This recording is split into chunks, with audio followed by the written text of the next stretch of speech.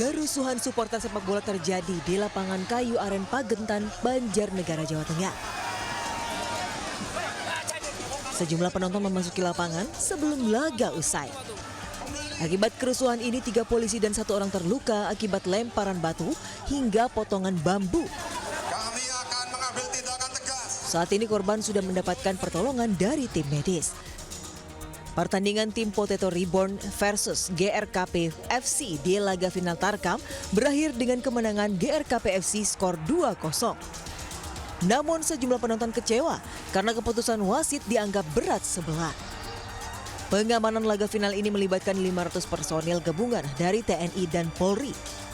Saat ini polisi masih akan mengevakuasi insiden ini dan memperketat pengamanan untuk turnamen berikutnya.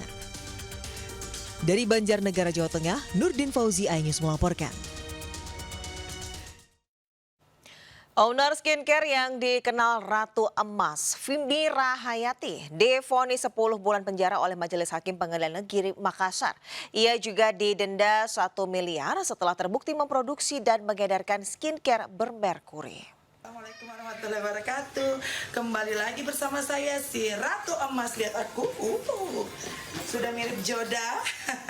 Aku mau pengantin. Mira Hayati yang dijuluki Ratu Emas setelah kerap tampil hedon dengan memamerkan koleksi emasnya, terjerat dalam pusaran kasus peredaran skincare berbahaya. Bos skincare asal Makassar tersebut kini divonis Majelis Hakim Pengadilan Negeri Makassar 10 bulan penjara dan denda 1 miliar rupiah. Mira Hayati terbukti secara sah dan meyakinkan melanggar hukum dengan memproduksi serta mengedarkan produk perawatan kulit yang mengandung bahan berbahaya. Hakim juga menyebutkan bahwa terdakwa lalai memastikan keamanan produknya sebelum diedarkan ke publik. Vonis ini lebih ringan dari tuntutan jaksa yang sebelumnya menjatuhkan 6 tahun penjara. Meski demikian, Majelis Hakim turut mempertimbangkan terdakwa yang kooperatif dan kondisi keluarga memiliki anak yang masih membutuhkan peran ibu. Namun menyikapi putusan Majelis Hakim, Mira Hayati melalui kuasa hukumnya Ida Hamidah menyatakan akan mengajukan banding. Dari Makassar, Leo Muhammad Nur, iNews melaporkan. Innalillahi wa inna ilaihi raji'un. Ya Allah.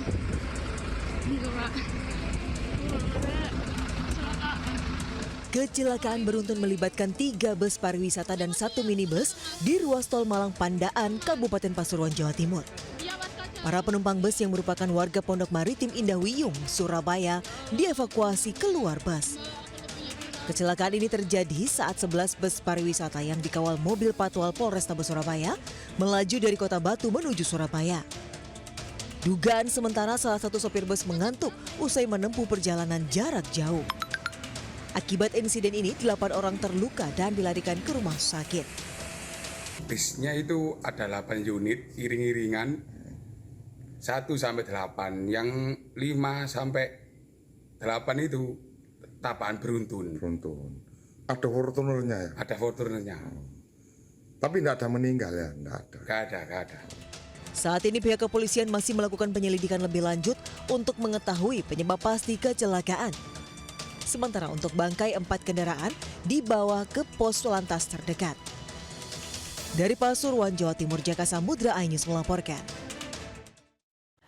Kita ke informasi selanjutnya, pemirsa, banjir masih mengepung sejumlah kawasan di Jakarta. Sementara di Ciledug, Tangerang, Banten, petugas mendistribusikan logistik untuk korban banjir.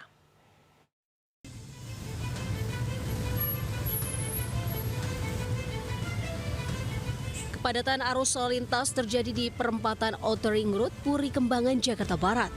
Pemotor yang akan menuju Karangtengah dan Meruya belum bisa melintas karena banjir masih mengepung jalan penghubung masyarakat yang hendak ke wilayah Ciledug, Tangerang.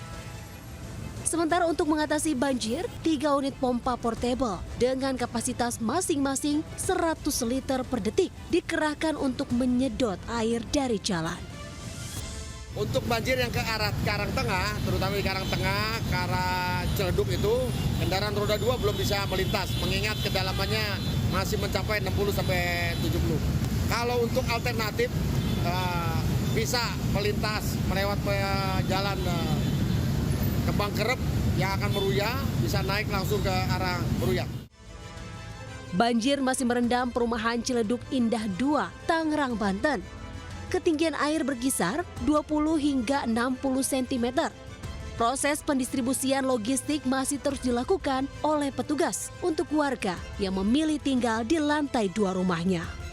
Banjir terjadi akibat meluapnya Kali Angke yang dipicu curah hujan dengan intensitas tinggi beberapa hari terakhir. Ratusan jiwa terdampak banjir dievakuasi dengan menggunakan perahu karet. Korban banjir kemudian disebar di 3 posko pengungsian. Tim Liputan iNews melaporkan. Viral di media sosial, penumpang kapal laut protes kenaikan biaya kelebihan bagasi sebesar Rp200.000 di Pelabuhan Soekarno-Hatta, Makassar, Sulawesi Selatan. Barang mau dibayar 200.000 ini. Ini cuma begini barangnya. Viral video amatir penumpang kapal melancarkan aksi protes setelah dikenakan biaya kelebihan bagasi sebesar Rp200.000 di Pelabuhan Soekarno-Hatta, Makassar, Sulawesi Selatan. Video ini ramai menuai komentar warga net. Beberapa di antaranya mempertanyakan transparansi dan sosialisasi aturan bagasi oleh Pelni. Menanggapi hal ini, pihak Pelni Makassar menjelaskan ada ketentuan kelebihan bagasi. Setiap penumpang memiliki jatah bagasi gratis sebesar 40 kg. Jika ada kelebihan, maka akan dikenakan biaya tambahan sesuai tarif yang telah ditetapkan. Pihak Pelni mengaku sudah mensosialisasikan peraturan ini di situs resmi. Sebetulnya oknum ya teman-teman buruh lah ya. Sebetulnya itu bukan masalah inilah buat kita ya kan. Karena jelas karena di situ tertera ada ukuran. Kalau ngelihat mengurai lagi bahwa kemarin itu ada yang viral-viral, sebetulnya itu kan kita sudah reduce harga. Pihak Pelni mengimbau kepada seluruh penumpang untuk memperhatikan kembali informasi terkait jatah bagasi sebelum melakukan perjalanan. Dari Makassar, Sulawesi Selatan, Fadli Fado, iNews melaporkan.